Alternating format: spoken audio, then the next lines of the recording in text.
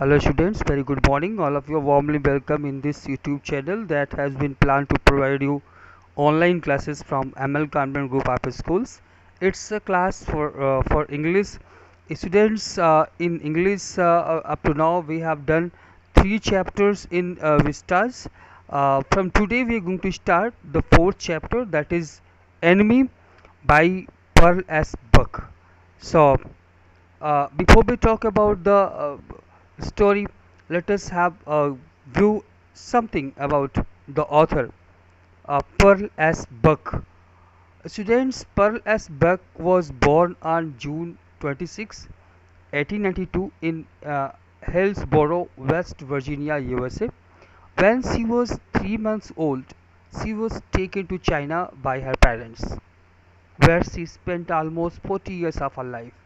That is why she is conversant with the customs and traditions of that part of the world. She was a bilinguist and was adept in reading and writing English and Chinese. Her best known novel, The Good Earth, has China as background and was first published in 1931. In 1933, she won the Nobel Prize in Literature. She has authored over 70 books on a variety of topics. Her books include novels, collection of stories, biography and autobiography, poetry, drama, children's literature, and translation from Chinese. She died in March 1973, just 2 months before her 81st birthday. So, this was something about the author. Now, the story, The Enemy.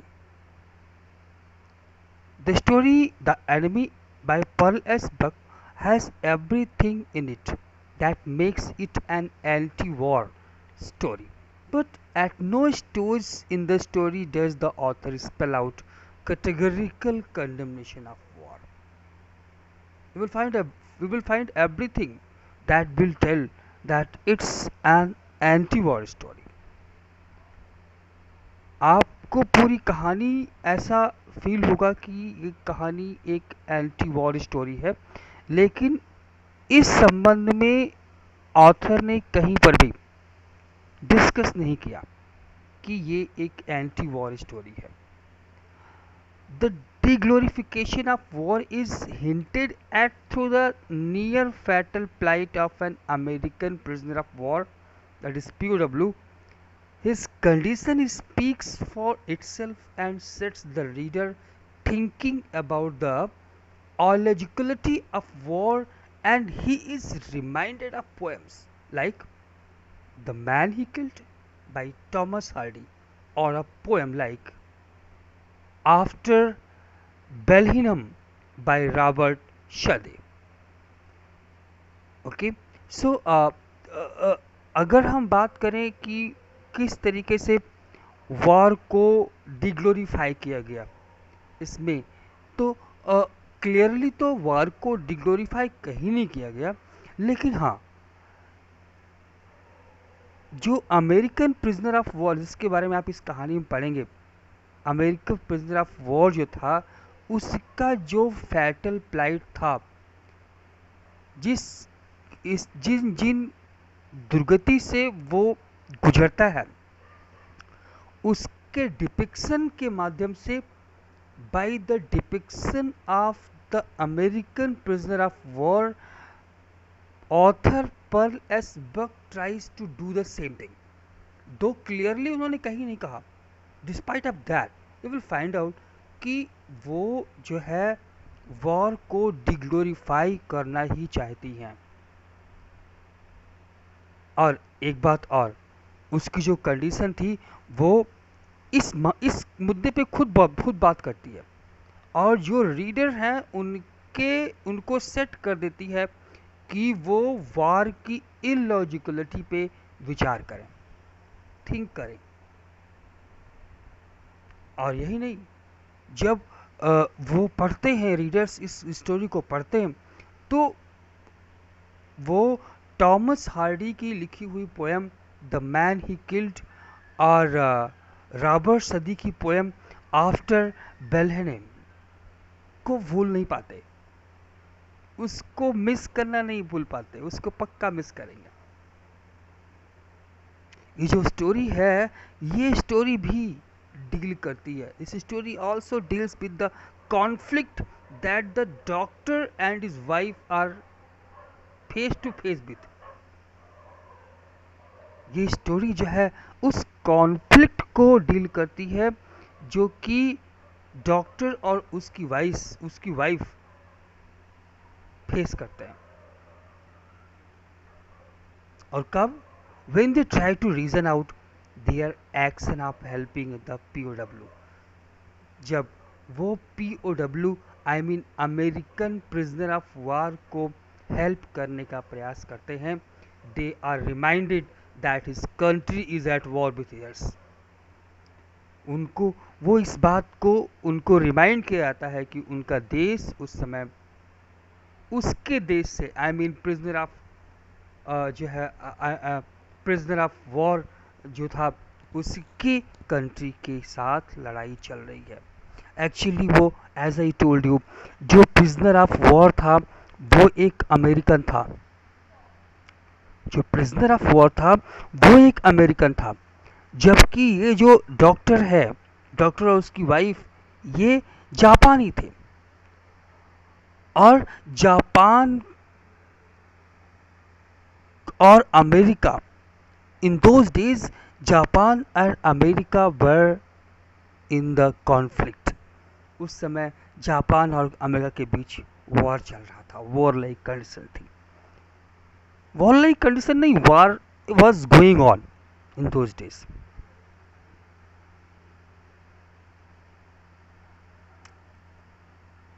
अब now वो American था और उस American को, वो American जो है deadly condition में था, मरने की स्थिति में था, फैटल कंडीशन थी उसकी। उस कंडीशन में वो डॉक्टर, वो जो है डॉक्टर थे, डॉक्टर होने के नाते उनको लगता है कि ये उनका मॉरल ऑब्लिगेशन है, मॉरल ही नहीं, उनका प्रोफेशनल ऑब्लिगेशन ये भी यही था कि वो जो है इस जो है प्रिजनर ऑफ वॉर की हेल्प करें, स्पेशली मेडिकल जो है हेल्प होती है वो तो करने का उनका फर्ज बनता है। उनकी ह्यूमैनिटी और उनका प्रोफेशनल आइडियलिज्म ये बोलता है।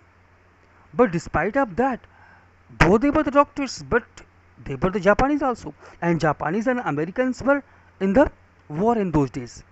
तो इस बात को भी नहीं भुला सकता।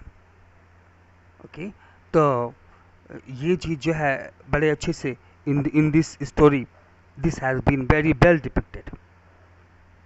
ओके, एक अगर रीज़न का प्रयोग करें, अगर हम अपने दिमाग का प्रयोग करें तो हम ये कह सकते हैं कि नहीं, उन्हें इस प्रिजनर ऑफ वार को हेल्प नहीं करनी चाहिए। लेकिन हम सभी जानते हैं कि लॉजिक्स के बियॉन्ड भी एक और वर्ल्ड है। There is always a world beyond all reasons. The world of professional loyalty and the world of piety.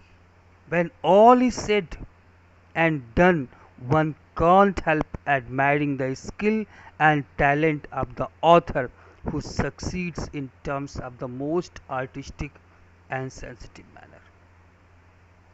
Okay, so in this way I have tried to give you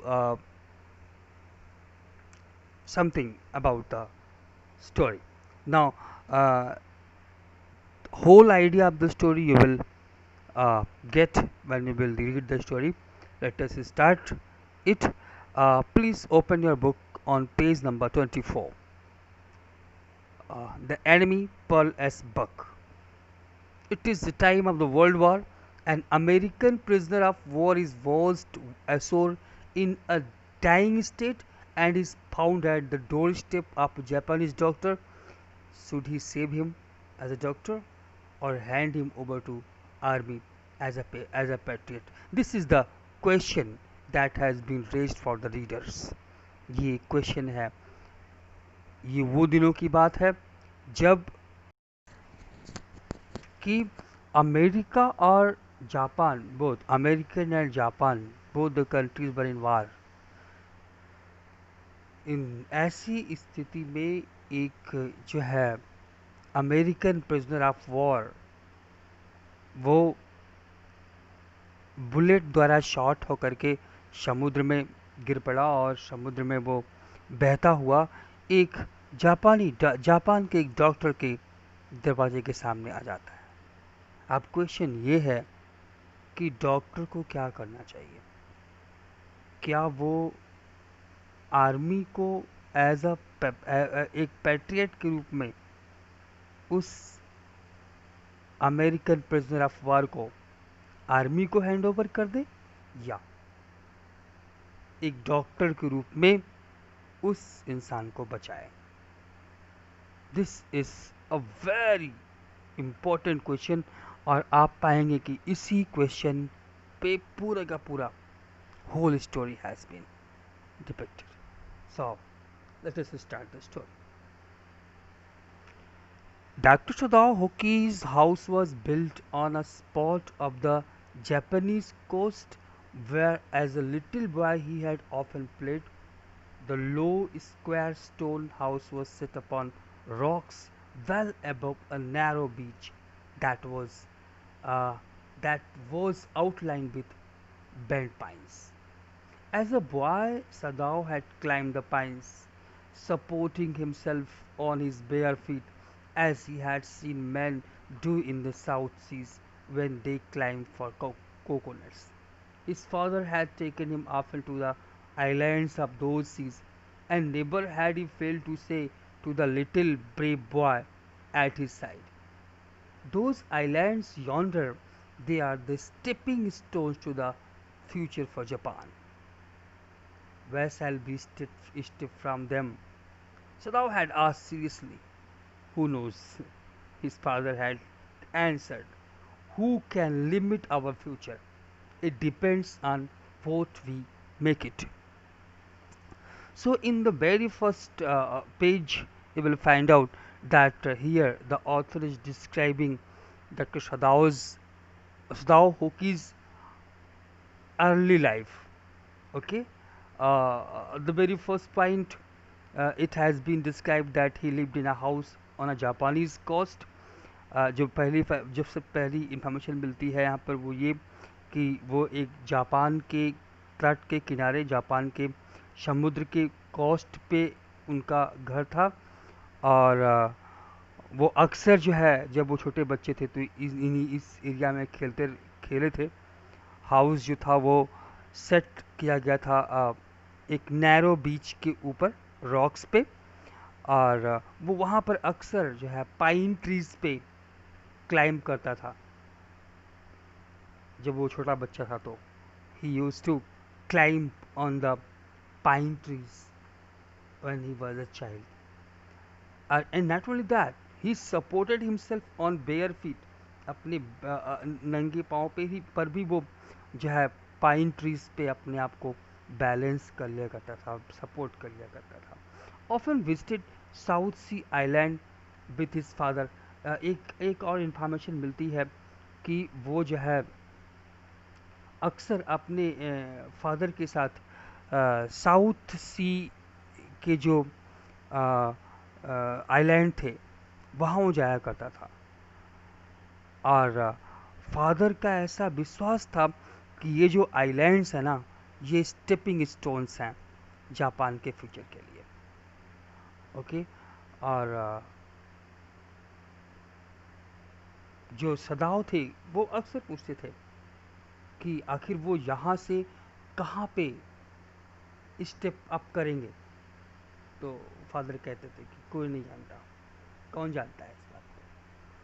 हमारा future क्या होगा, हमारे future की कोई limit नहीं हो सकती। Future तो वैसा बनता है जैसा हम उसको बनाते हैं। It is the very beautiful line that you can find out that future depends on what we make it. It is in our hand.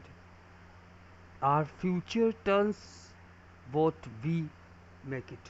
हमारा फ्यूचर वो बनता है जो हम इसे बनाते हैं. Now let's move to first second page. I'm in page number 25. Sadao had taken this into his mind as he did everything his father said. His father, who never joked or played with him, but who spent infinite pains upon him, who was his only son. Sadao knew that his education was his father's chief concern. For this reason, he had been uh, sent to sent at 22 to America to learn all that he could be learned of surgery and medicine. He had come back at 30, and before his father died, he had seen Sadao become famous not only as a surgeon but as a scientist, because because he was perfecting a discovery which would render wounds entirely clean. He had not been sent abroad with the troops. Also, he knew there was some slight danger that the old general might need on an operation for a condition for which he was now being treated medically, and this possibility Sadao was being kept in Japan. So here it has been told that uh, Sadao's father was a quiet man. He never joked and played with Sadao. Sadao, the doctor, Sadao was a dutiful son. He did everything his father told him. Father was stern but cared a lot for Sadao's future. Sadao's education was the father's main concern. सदाओ जो doctor थे वो एक dutiful सन थे और वो अब सब कुछ वही करते थे जैसा कि उनके फादर करने को कहते थे. और फादर फादर थे तो काफ़ी स्टर्न, लेकिन हाँ सदाओ के फ्यूचर को लेके बहुत ही ज़्यादा केयर थे.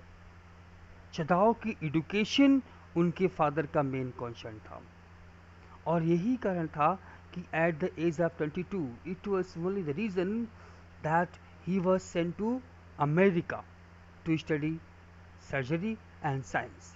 वो सर्जरी और साइंस की स्टडी करने के लिए वो जो है उनके फादर ने उनको अमेरिका भेज दिया था. और वहाँ से 8 साल बाद जब वो 30 साल के हो गए थे तब वो अमेरिका से वापस आए थे, और जब वो वापस आए थे तब भर में एक एक्सपर्ट सर्जन बन गए थे और एक साइंटिस्ट भी. ही वहाँ पर वो काफ़ी जो है काफ़ी रिनोन्ड हो गए थे वापस आने के बाद. और उस सभी दौरान उनके पिताजी वहाँ पर थे. यही नहीं, वो केवल एक डॉक्टर ही नहीं थे बल्कि एक साइंटिस्ट भी थे, क्योंकि अभी वो जो है एक डिस्कवरी कर रहे थे. वो डिस्कवरी क्या थी कि जो है किस तरीके से जो वाउंड होते हैं, हमें कोई घाव लग जाता है तो घाव लगने के बाद उसका एक दाग छूट जाता है. वो डिस्कवरी कर रहे थे कि ऐसी कोई मेडिसिन मिल जाए जिससे कि घाव के साथ साथ उसका जो जो दाग है ना, बाउंड्स के जो जो निशान है वो पूरी तरह से क्लीन हो जाए. और एक बात और है, वो अमेरिका के जो ट्रूप्स हैं, अमेरिका की सेनाओं के साथ उनको नहीं भेजा जाता था. He was not sent with the troops. उन्हें रिसर्च करने के लिए वहीं पर अमेरिका में जापान में रहना होता था. वो जो है वार के समय ट्रूप्स के साथ नहीं जाया करते थे. और एक उसके उसके पीछे एक कारण और यहाँ पे one more reason has been described over here, और वो कारण ये है कि जो जनरल थे, जनरल को इनके मेडिकल सपोर्ट की नीड पड़ सकती थी. He may need, general may need his medical support, और इसलिए since the general was too much unwell and could need his services. Hence, general ordered him to remain in the Japan itself, not to go with the troops. Now, clouds were rising from the ocean now. The unexpected warmth of the past few days had at night drawn heavy fog from the cold waves. Sadao watched mist height outlines of a little island near the shore and then come creeping up the beach below the house, reading around the pines. In a few minutes, fog would be wrapped about the house too. Then he would go into the room where Hana, his wife, would be waiting for him with the two children. But at this moment, the door opened and she looked out. A dark blue woolen houri over her kimono. She came to him affectionately and put her arm through his as he stood, smiled and said nothing.